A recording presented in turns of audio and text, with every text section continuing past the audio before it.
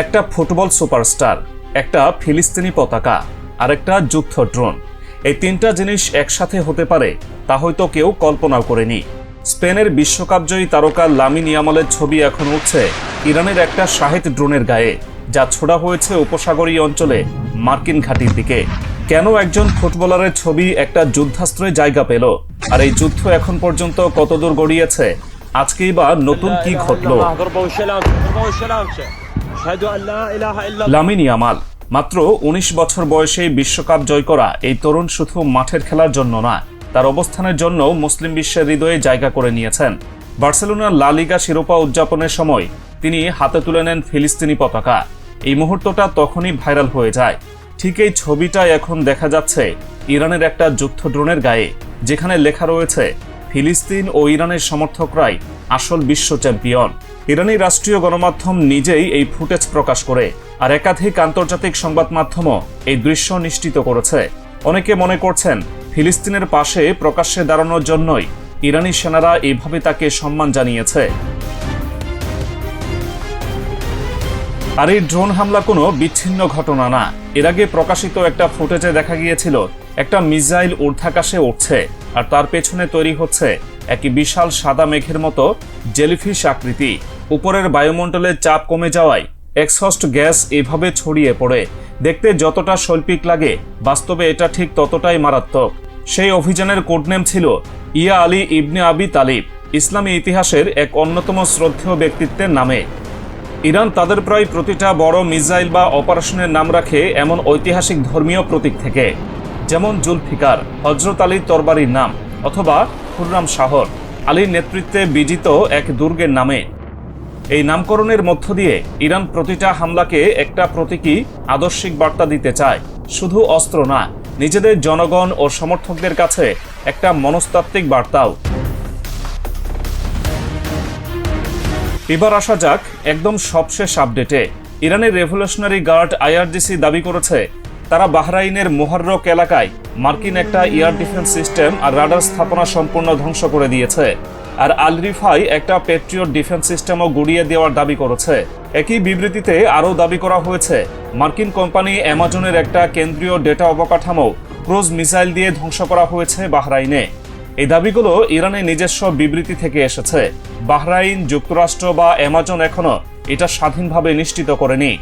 তবে বাহরাইনের প্রতিরক্ষা বাহিনী নিজেই জানিয়েছে যুদ্ধ শুরুর পর থেকে তারা মোট ৭৮টা মিসাইল আর ১৪৩টা ড্রোন প্রতিহত করেছে, যা বোঝায় প্রায় প্রতিদিনই কোনো না কোনো হামলার চেষ্টা চলছে। একই সময়ে জর্ডানেও নতুন হামলার দাবি এসেছে।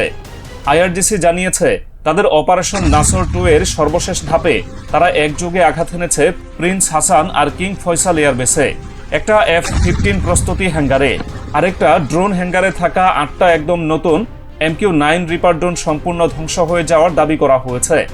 সাথে আরও 2টা ড্রোন আর 2টা হেলিকপ্টার ক্ষতিগ্রস্ত হয়েছে বলে জানানো হয়। তবে এটাও পুরোপুরি ইরানের নিজস্ব দাবি, স্বাধীন সূত্র থেকে যাচাই হয়নি। কথাই না, বাস্তবেই এই ধরনের হামলা কি করতে পারে তার প্রমাণ মিলেছিল 17 জুলাই একই জর্ডানের মুয়াফাক সালতি ঘাঁটিতে। এই ফুটেজ ধারণ করেছেন খোদ একজন মার্কিন সেনা, যখন ইরানি ব্যালিস্টিক মিসাইল এই ঘাঁটিতে আঘাত হানে। আর এই ভিডিও একাধিক স্বাধীন OSINT সূত্র এবং নাসায়ের স্যাটেলাইট তাপ সংকেত দিয়েও নিশ্চিত হয়েছে। উল্লেখযোগ্য বিষয় হলো এই একই ঘাঁটিতে এর আগেও 9 জুলাই 8টা ইরানি ব্যালিস্টিক মিসাইল ছোড়া হয়েছিল, কিন্তু সবগুলো সেবার প্রতিহত হয়, কোনো ক্ষয়ক্ষতি হয়নি। কিন্তু 17 জুলাই হামলায় প্রতিরক্ষা ব্যবস্থা ভেদ করে সরাসরি আঘাত হানে মিসাইল, যা দেখিয়ে দেয় ইরানের নিশানা ক্রমশ নিখুঁত হয়ে উঠছে। সেন্টকম প্রথমে জানিয়েছিল 2 জন মার্কিন সেনা নিহত, 1 জন নিখোঁজ। এখন আপডেট এসেছে হামলাস্থলে পাওয়া অজ্ঞাত পরিচয় দেহাবশেষ পরীক্ষা করে নিশ্চিত হয়েছে প্রকৃত নিহতের সংখ্যা 3 জন। নিহতদের মধ্যে আছেন 25 বছর বয়সী লেফটেন্যান্ট টাইলার ফিহান আর 19 বছর বয়সী প্রাইভেট ইসাবেলা গঞ্জালেস। মার্কিন পররাষ্ট্রমন্ত্রী রুবিও নিজেই স্বীকার করেছেন বেশিরভাগ মিসাইল প্রতিহত হলেও একটা লিক করে সরাসরি আঘাত হানে। তার ভাষায় এটা হৃদয় বিদারক একটা ঘটনা। একই সপ্তাহান্তে ইরাকে একজন সেনা আরও নিহত হন একটা ভূপাতিত ড্রোনের বিস্ফোরক নিষ্ক্রিয় করার সময়। সব মিলিয়ে ফেব্রুয়ারি থেকে এখন পর্যন্ত মোট 18 জন মার্কিন সেনার মৃত্যু নিশ্চিত হয়েছে। সম্প্রতি ডোভার ঘাঁটিতে 4 জন নিহত সেনার মরদেহ গ্রহণের অনুষ্ঠানে খোদ ট্রাম্প ও হেগসেথ উপস্থিত ছিলেন। এই পুরো যুদ্ধের শুরুটা হয়েছিল আরও নাটকীয়ভাবে। গত 28 ফেব্রুয়ারি 2026 যুক্তরাষ্ট্র ও ইসরায়েল যৌথভাবে ইরানের উপর আকস্মিক বিমান হামলা চালায়, যাতে নিহত হন ইরানের সর্বোচ্চ নেতা আয়াতুল্লাহ আলী খামেনি নিজে। স্বাভাবিকভাবেই ইরান বসে থাকেনি, শুরু হয় একের পর এক প্রতিশোধমূলক অভিযান। এপ্রিলে সাময়িক যুদ্ধবিরতি হলেও জুনের সমঝোতা স্মারকের পরও জুলাইয়ে এসে যুদ্ধ আবার পুরোদমে ফিরে আসে। আর ঠিক এই সময়ে আমরা দেখতে পাই ইয়ামালের ছবি সংবলিত ড্রোন আর একের পর এক নতুন ঘাঁটিতে হামলা। শুধু জর্ডান, বাহরাইন না, এই যুদ্ধের আঁচ ছড়িয়ে পড়েছে পুরো অঞ্চল জুড়ে। কুয়েত, কাতার, আমিরাত সবখানেই মার্কিন স্থাপনায় হামলা হচ্ছে। ইরাকেও একাধিক মার্কিন সেনা নিহত হয়েছেন। জর্ডান নিজে সরাসরি এই যুদ্ধের পক্ষ না নিলেও যুক্তরাষ্ট্রের সঙ্গে সরাসরি চুক্তি আর ইরানি অস্ত্র তাদের আকাশ দিয়ে যাওয়ার কারণে কার্যত একটা যুদ্ধক্ষেত্রে পরিণত হয়েছে। ইরানের ভেতরেও এই যুদ্ধের মূল্য কম না। জুলাইয়ের হামলাগুলোতে অন্তত 50 জনের বেশি মানুষ নিহত এবং একটা ডিস্যালিনেশন প্লান্টে হামলার কারণে 10,000 মানুষ পানিবিহীন হয়ে পড়েছিলেন। এই যুদ্ধ এখন পর্যন্ত যুক্তরাষ্ট্রের খরচ করিয়েছে অন্তত $37.5 বিলিয়ন। প্রতিরক্ষা মন্ত্রী হেগসেথের ভাষ্য অনুযায়ী যদিও কিছু সূত্র বলছে প্রকৃত খরচ আরও বেশি, কারণ ক্ষতিগ্রস্ত ঘাঁটি পুনর্নির্মাণের খরচ এই হিসাবে ধরা হয়নি। তবু ইরান নতি স্বীকার করেনি। ইরানের স্পিকার গালিবাফ স্পষ্ট জানিয়ে দিয়েছেন, এই সংঘাত কখনোই ইরানের আত্মসমর্পণে শেষ হবে না। ইরান নিপীড়নের কাছে নতি স্বীকার করবে না। ট্রাম্প সম্প্রতি জর্জিয়া স্বীকার করেছেন ইরান এখনো কোনো চুক্তিতে প্রস্তুত না। একই সময়ে রুবিও ম্যানিলাই বলেছেন ইরান আলোচনার ব্যাপারে সিরিয়াস না। আর জুনে সই হওয়া সমঝোতা ইরান নিজেই 2 সপ্তাহের মধ্যে ভঙ্গ করেছে বলে অভিযোগ করেছেন। ইরান অবশ্য উল্টো অভিযোগ করছে যুক্তরাষ্ট্রই আগে সমঝোতা ভঙ্গ করেছে। লক্ষণীয় বিষয়, এই যুদ্ধে যুদ্ধবিরতির ইতিহাসও একবার দুবার না, বারবার ভেঙে পড়েছে। এপ্রিলে 2 সপ্তাহের একটা যুদ্ধবিরতি হয়েছিল। জুনে পাকিস্তানের মধ্যস্থতায় আরেকটা সমঝোতা স্মারক সই হয়েছিল। কিন্তু জুলাইয়ের শুরুতে ট্রাম্প নিজেই ঘোষণা দেন যে সেই যুদ্ধবিরতি শেষ। তারপর থেকে সংঘাত পুরোদমে আবার চলছে। আর যুক্তরাষ্ট্র টানা 12 রাত ধরে ইরানে হামলা চালিয়ে যাচ্ছে। কূটনৈতিক আলোচনার একাধিক দফা হলেও এখনো কোনো স্থায়ী সমাধানের লক্ষণ দেখা যাচ্ছে না।